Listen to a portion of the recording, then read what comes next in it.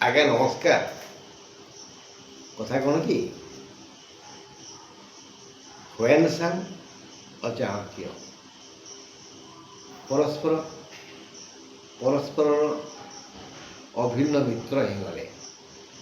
କାରଣ ହୁଏନସାଂ ଥିଲେ ଜିଜ୍ଞାସୁ ଆଉ ଇଏ ଥିଲେ ଜ୍ଞାନୀ। ଚାଣକ୍ୟ ଥିଲେ ଜ୍ଞାନୀ।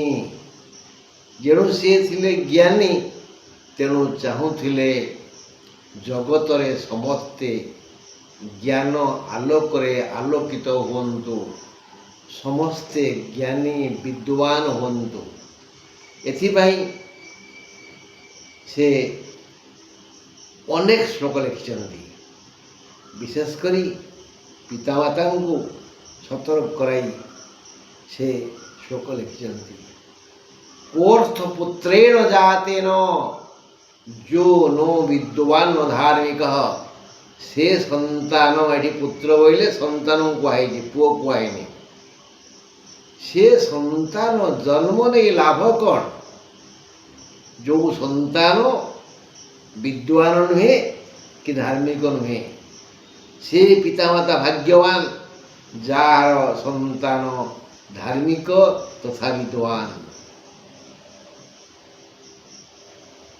କୋର୍ଥ ପୁତ୍ରେଣ ଜାତେନ ଯୋ ନ ବିଦ୍ୱାନ ଧାର୍ମିକ। ବୁଝା ପଡ଼ିଲା?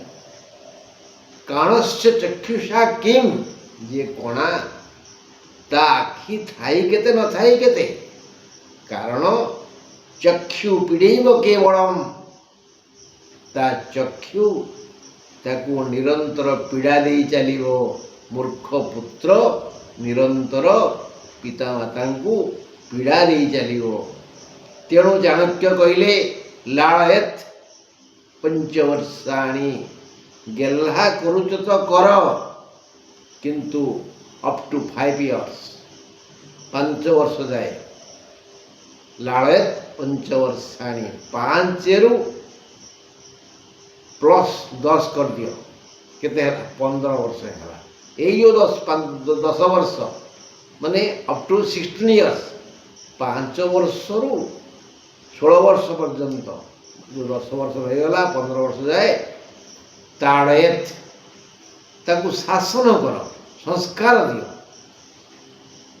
ତା ନହେଲେ ସେ ତମ ମୁଣ୍ଡ ଉପରେ ଚଢ଼ିବ, ତମ କାନ ମୋଡ଼ିବ।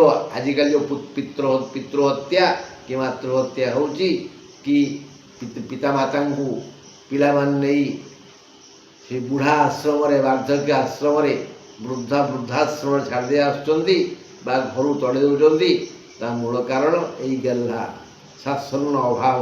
ବାରମ୍ବାର ସେ କହିଛନ୍ତି କାନ ରଗଡ଼ିକିରି ମୋଡ଼, ପିଲାକୁ ସଂସ୍କାର ଶିଖାଅ, ଶାସନ ଶିଖାଅ, ଆଉ ଶିକ୍ଷା ଦିଅ।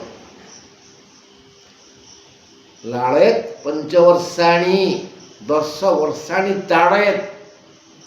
ତାଡ଼ନ ମାନେ ଶାସନ, ସଂସ୍କାର, ଶିକ୍ଷା। ପ୍ରାପ୍ତେ ତୁ 16 ବର୍ଷେ। ଏଇଭଳି ଭାବରେ ଶିକ୍ଷା ସଂସ୍କାର ଶିଖି ସାରିଲା ପରେ ପିଲାକୁ 15 ପୁରୀ ଯିବ, 16 ବର୍ଷ ହେଇଯିବ। 16 ବର୍ଷ ହେଇଗଲେ ପୁତ୍ରଂ ମିତ୍ରବତ୍ ଆଚରେତ୍। ସିଏ ଆଉ ତମ ପୁଅ ନୁହଁ, ତମ ବନ୍ଧୁ। ତମ କାନ୍ଧରେ କାନ୍ଧ ଦେଇ, ହାତରେ ହାତ ମିଳେଇ ତମକୁ ସାହାଯ୍ୟ କରିବ, ତମ ଦୁଃଖ ସୁଖ ହରଣ କରିବ। ମିତ୍ରବତ୍, ତାକୁ ବନ୍ଧୁ ଭଳି ବ୍ୟବହାର କର। ସିଏ ତ ବନ୍ଧୁ ହେଇଗଲା। ପ୍ରାପ୍ତେ ତୁ 16 ବର୍ଷେ ପୁତ୍ରଂ ମିତ୍ରବତ୍ ଆଚରେତ୍। କାହିଁକି ଶାସନ କରିବା ନା ଲାଳନେ ବହବହ ଦୋଷା। ଯେତେ ଗେହ୍ଲା କରିବ ପିଲାର ଦୋଷ ବଢ଼ିବ, ଗୁଣ ବଢ଼ିବନି। ଲାଳନେ ବହବହ ଦୋଷା, ତାଡ଼ନେ ବହବହ ଗୁଣା।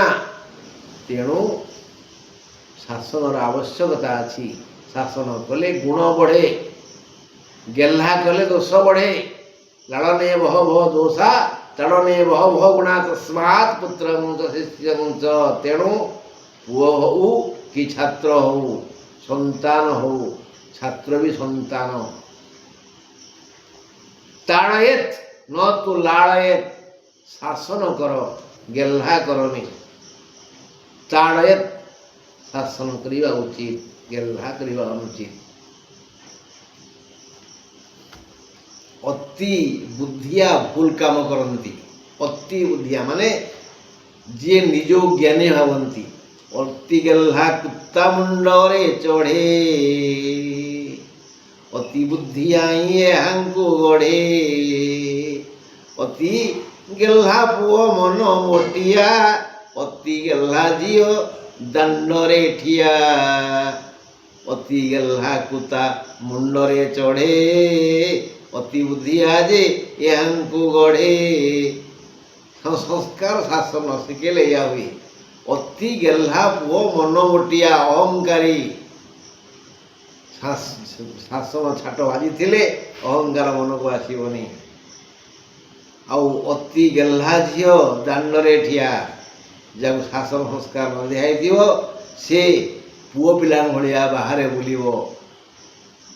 ଝିଅ ମା ହେବ, ତାକୁ ଅନ୍ତପୁର ରହିବାକୁ ପଡ଼ିବ।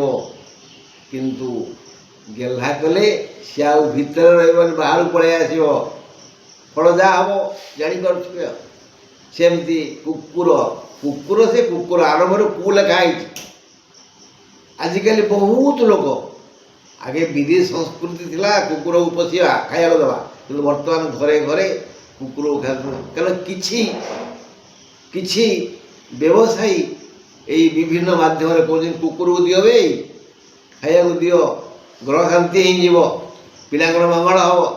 କେଉଁଠି କାହାର ମଙ୍ଗଳ ହେଇଛି? ତମେ ତ ପିଲାଙ୍କୁ ଦେଉନ, ଆଗେ ତାକୁ ସେମାନେ ହେଇଯିବେ। କିନ୍ତୁ ଏମାନେ ତ ବୁଝୁନାହାନ୍ତି। ରାସ୍ତାଘାଟ ସବୁଆଡ଼େ ଅଇଁଠା କରୁଛନ୍ତି। କ'ଣ ନା କୁକୁରକୁ ଖାଇବାକୁ ଦେବ। ହାଇକୋର୍ଟ ସୁପ୍ରିମକୋର୍ଟ କ'ଣ କହିଲେ? ବୁଲା କୁକୁର ଯିଏ ଖାଇବାକୁ ଦେବ ତାଙ୍କ ନାଁରେ କେସ୍ କର, ତାକୁ ଆରେଷ୍ଟ କର ଇତ୍ୟାଦି। ଏଣୁ ବନ୍ଧୁ ପିଲାଙ୍କୁ ଶାସନ ସଂସ୍କାର ଶିଖନ୍ତୁ। ଚାଣକ୍ୟ କହିଛନ୍ତି, ମୁଁ କିଛି କହୁନି। ରହିଲି ବନ୍ଧୁ, ନମସ୍କାର।